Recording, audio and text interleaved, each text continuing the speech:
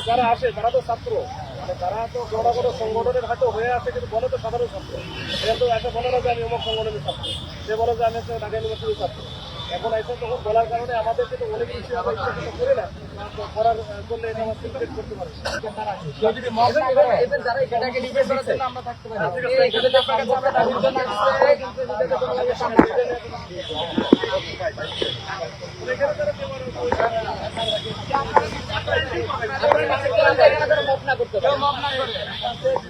যারা আসলে লিগের ওরা এটা ওরা এখানে আসছে, আমরা করতে দিব না। আমি বলি এটা যদি অন্য জায়গায় হতো আমরা তো আসলে সেইভাবে অ্যাকশন নিতাম, কিন্তু আসলে ঢাকা ইউনিভার্সিটির একবারে সাথে এটা, তাহলে ইউনিভার্সিটির কথা বলে, ছাত্রের কথা বলে দোকানে আসে, তখন অনেক কিছুই আমরা না সেটা ঠিক আছে, কিন্তু ওই যে যারা আসে তারা তো ছাত্র, মানে তারা তো বড় বড় সংগঠনের হয়তো হয়ে আছে, কিন্তু বলে তো সাধারণ ছাত্র। এটা তো এসে বলে না যে আমি অমুক সংগঠনের ছাত্র, সে বলে যে আমি হচ্ছে ঢাকা ইউনিভার্সিটির ছাত্র। এখন এসে তখন বলার কারণে আমাদের কিন্তু অনেক কিছু আমরা ইচ্ছা করতে করি না, তো করার করলে এটা আমরা সিনক্রেট করতে পারি।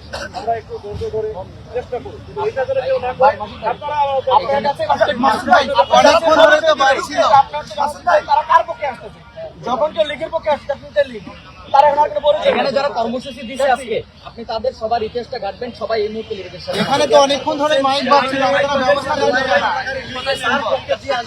লীগের কোনো পুনর্বাসন চলবে না। যে লীগের হামলার ছবি আছে, ওর বিচারের আওতায় আসতে হবে। আমরা